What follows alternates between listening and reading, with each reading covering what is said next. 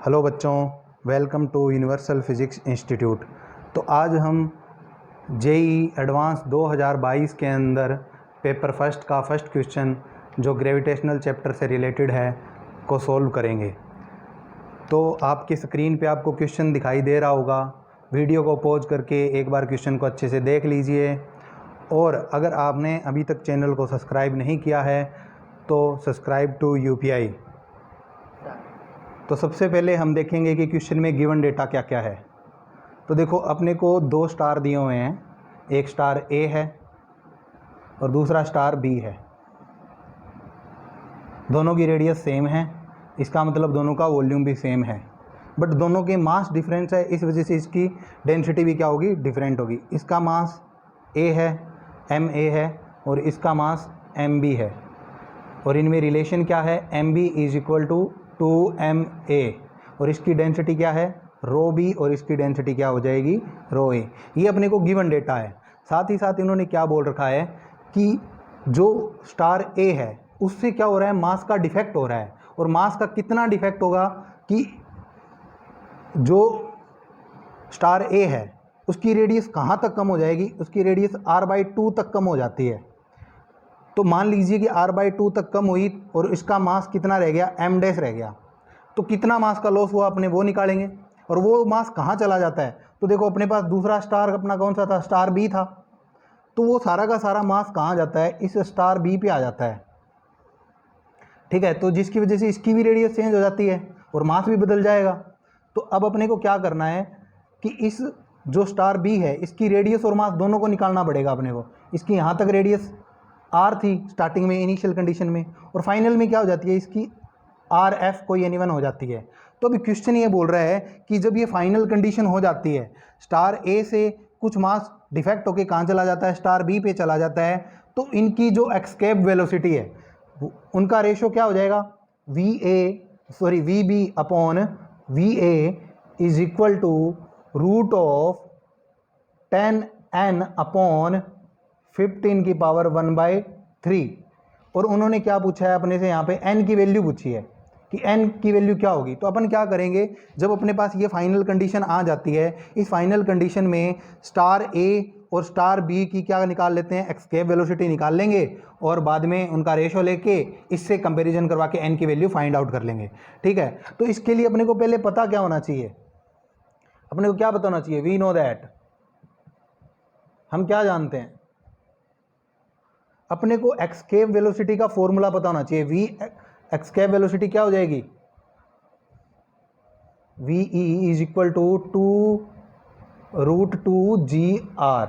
इसको ऐसे भी लिखा जा सकता है, v e is equal to √2gm, mass of planet. जिस प्लेनेट की के लिए अपने एक्सकेप वेलोसिटी निकाल रहे हैं उसका मास आ जाएगा और उसकी रेडियस आ जाएगी। तो देखो, जनरली अपने को एक बात पता चल गई यहाँ से कि क्या पता चला अपने को, यहाँ से ये पता चला कि वी एक्सकेप जो वेलोसिटी है वो प्रोपोर्शनल है root of mass of planet upon radius of the planet. ये चीज़ अपने को पता है। ठीक है, अब जो अपनी फाइनल कंडीशन थी, फाइनल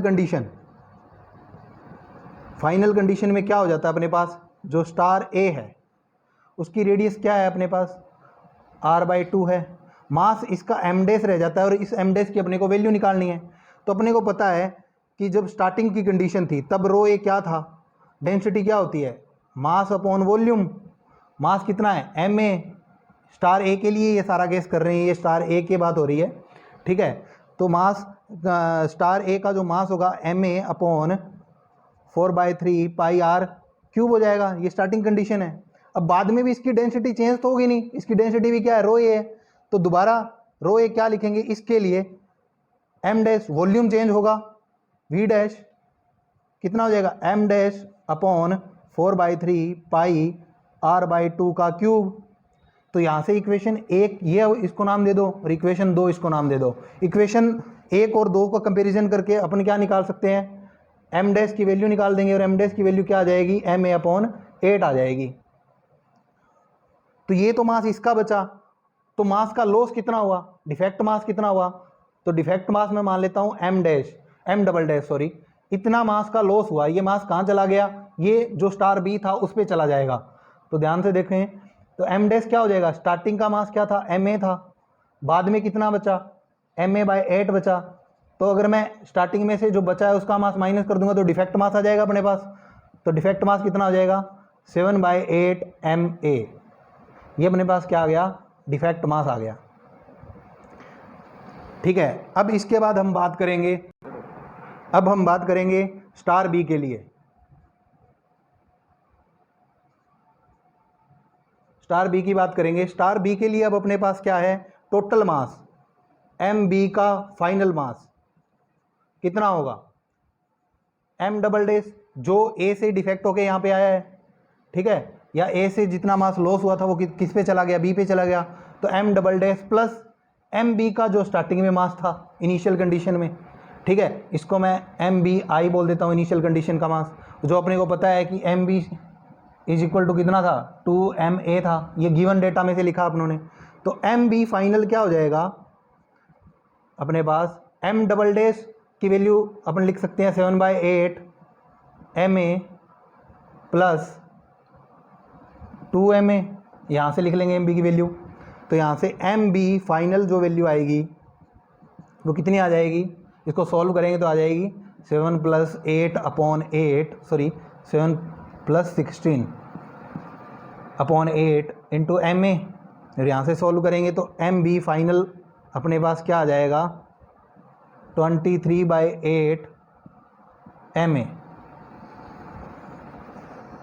ठीक है, अभी अब अपना काम क्या है, नेक्स्ट अपने क्या काम करेंगे। अब देखो दोबारा इसको थोड़ा सा ड्रॉ करके और अच्छा एक्सप्लेन हो जाएगा।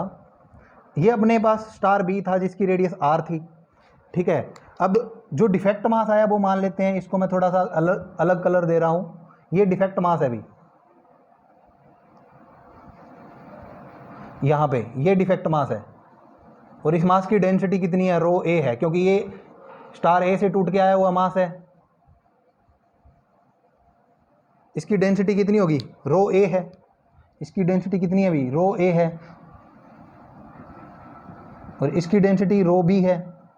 तो अब अपने को ये चीज़ नहीं पता कि ये जो फाइनल रेडियस है आर एफ ये कितनी होगी। अपने को इस आर एफ और आर में रिलेशन निकालना होगा ताकि इस क्वेश्चन को अपने आगे डील कर पाएँ। ठीक है भाई, तो अब नेक्स्ट जो अपना काम होगा वो क्या होगा, आर फाइनल निकालना है। और एम बी पूरे प्लेनेट का जो मास था वो अपन निकाल चुके हैं, जहाँ पे ये रहा m b final is equal to 23/8 m a. ये पूरे प्लेनेट का मास अपन निकाल चुके हैं। और अब अपने को पूरे प्लेनेट की रेडियस निकालनी है। ठीक है, इसके लिए अपने को क्या करना पड़ेगा, एक बात अपने को इतनी तो समझ में आती है कि ये जो फाइनल मास था इसको अपनों ने एम डबल डैश बोला था। जो इतना मास है, इतने एरिया में कवर मास है, ये वाला मास जो यहाँ है ओनली, जो डिफेक्ट मास अपनों ने बोला था इसको अपनों ने क्या बोला था, एम डबल डैश बोला था, एम डबल डैश। ठीक है, तो एक बात ध्यान दो कि एम डबल डैश होगा क्या, तो एम डबल डैश क्या है, इसका वॉल्यूम, ये वॉल्यूम, और इसकी डेंसिटी का अगर मैं मल्टीप्लाई करवा दूं तो मास आ जाएगा। मास क्या होता है, मास यही तो होता है, mass is equal to density into volume, ये होता है मास। तो अपने को इसका निकालना है, ओनली इसका। तो इस वाले की डेंसिटी कितनी है, रो ए है, ये लो रो ए। और इस वाले का वॉल्यूम कितना है, 4/3 pi r final cube minus r cube. यानी कि इस पूरे वॉल्यूम में से ये वॉल्यूम घटा देंगे तो ये वॉल्यूम आ जाएगा। तो यही लिखा है मैंने कि 4/3 pi r final cube minus r cube, ये आ गया। अब देखो इक्वेशन नंबर 1 क्या बोलती है अपने पास। अब अपनों ने एम डबल डैश की वैल्यू फाउंड करी थी, एम डबल डैश की वैल्यू फाउंड अपनों ने करी थी, वो कितनी आई थी, 7/8 एम ए आया था। ठीक है, और एम ए की वैल्यू अपने इक्वेशन नंबर ए से निकाल सकते हैं। M A is equal to क्या था, rho A into volume 4/3 pi r cube. तो अब यहाँ से एम डबल डैश की वैल्यू अगर मैं ये वैल्यू यहाँ पुट कर दूँ तो क्या आ जाएगा, 7/8 rho A 4/3 pi r cube. M double dash की वैल्यू ये आ गई, इसको इक्वेशन नंबर 4 बोल दो। इक्वेशन 4 और इक्वेशन 3 से देखो, इधर भी एम डबल डैश है, इधर भी एम डबल डैश है, तो इन दोनों इक्वेशन को इक्वल पुट करा जा सकता है। तो नाउ फ्रॉम इक्वेशन 3 and 4 तो देखो इन दोनों को इक्वल पुट कर दो। इक्वल पुट करने के बाद अपने पास क्या क्या आएगा देखना, rho A 4/3 pi r final cube minus r cube is equal to 7/8 rho A 4/3 pi r cube. तो देखो यहाँ से जो जो कैंसिल हो रही है उनको कैंसिल आउट कर दो, जो जो टर्म कैंसिल हो रही है उनको कैंसिल आउट कर सकते हैं। तो हमारे पास यहाँ से कैंसिल आउट करने के बाद क्या क्या वैल्यू निकल के आएगी, ध्यान से देखो, r final cube minus r cube is equal to 7/8 r cube, r final cube is equal to, इसको इधर लेके चले जाएंगे, फिर इसको सोल्व करेंगे तो क्या आ जाएगा हमारे पास यहाँ से, ध्यान से देखो 15/8 आर क्यूब, और यहाँ से ही आर फाइनल की वैल्यू अपने पास क्या आ जाएगी, आर फाइनल की वैल्यू अपने पास आएगी 15 की पावर 1/3 अपॉन 8 की पावर 1/3 करेंगे तो 2 आ जाएगा, आर आ जाएगा। तो ये अपने पास वैल्यू आ गई।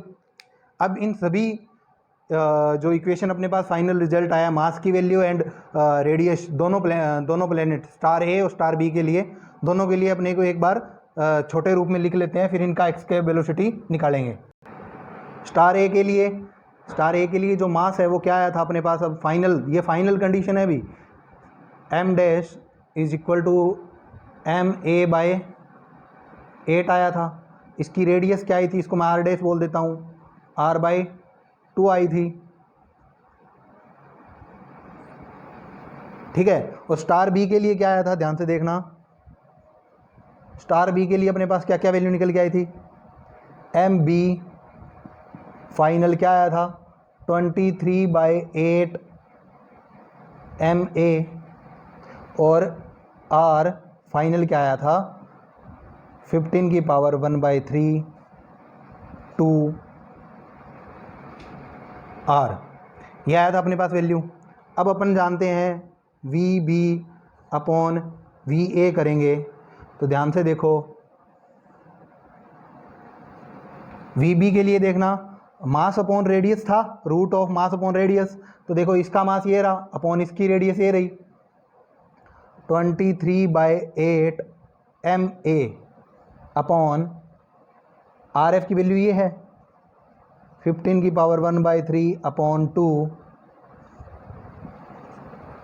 r, और सिमिलर इसके लिए भी लिखेंगे, va के लिए इसका मास कितना हो जाएगा ma/8 अपॉन r/2। तो देखो इसको कैंसिल आउट करके अब हम सॉल्व करेंगे, तो ध्यान से देखो जो जो टर्म कैंसिल होने वाली है उनको मैं कैंसिल कर रहा हूँ, ma से ma कैंसिल हो जाएगा, 8 से 8 कैंसिल हो जाएगा, ठीक है, और ये 2 से 2, r से r कैंसिल हो जाएगा। तो अपने पास vb अपॉन va क्या बचेगा, रूट ऑफ 23 अपॉन 15 की पावर 1/3 बचेगा। अब जो स्टार्टिंग क्वेश्चन में जो दे रखा है उससे इसका कंपैरिजन करेंगे तो अपने पास क्या निकल के आएगा अपने पास, तो 10n इज इक्वल टू 23 निकल के आ जाएगा, क्योंकि क्वेश्चन में अपने को एक चीज़ गिवन है। क्या गिवन है अपने को क्वेश्चन के अंदर, क्वेश्चन में अपने को ये चीज़ गिवन है भाई, vb upon va is equal to 10n upon 15 की पावर 1/3, ये क्वेश्चन में गिवन है। तो इस इक्वेशन का और इससे का कंपैरिजन करेंगे तो अपने पास ये आ जाएगा 10n इक्वल टू 23, तो यहाँ से n की वैल्यू जो निकल के आएगी वो कितनी आ जाएगी 2.3, और यही वैल्यू अपने को फाइंड करनी थी। तो देखिए भाई ये थोड़ा सा लेंथी क्वेश्चन है, बट एडवांस का है तो ऐसे क्वेश्चन आ सकते हैं, बट क्वेश्चन हार्ड नहीं है, लेंथी है, इस वजह से थोड़ा सा इसको टिपिकल की श्रेणी में रखा जा सकता है। अगर आपको ये वीडियो पसंद आई तो इसको शेयर कीजिए ताकि ये ज़्यादा से ज़्यादा बच्चों के पास पहुंच पाए। धन्यवाद।